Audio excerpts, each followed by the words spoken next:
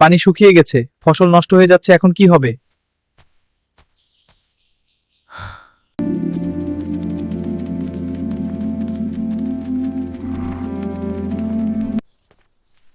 কি দুর্ভাগ্য আমার! এত কষ্ট করে কি হলো? সবই বৃথা গেল।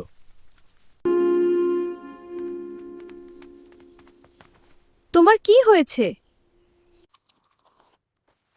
পানির অভাবে মাটি ফেটে গেছে, ফসল নষ্ট হয়ে যাচ্ছে, খুব চিন্তায় আছি। বাবা, আমাকে একটু সাহায্য করো, আমি খুব অসহায়।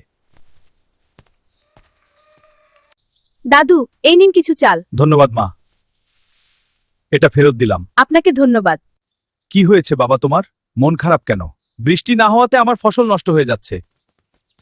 তোমরা দুজনে নামাজ পড়ো, দুহাত তুলে আল্লাহর কাছে সাহায্য প্রার্থনা করো, তিনিই সবকিছু ঠিক করে দেবেন। আসসালামু আলাইকুম।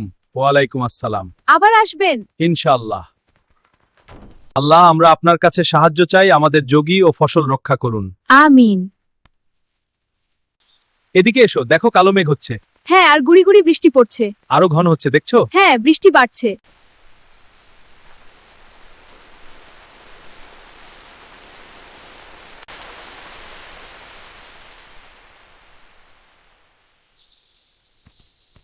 আজকের আবহাওয়া চাষের জন্য একদম উপযুক্ত।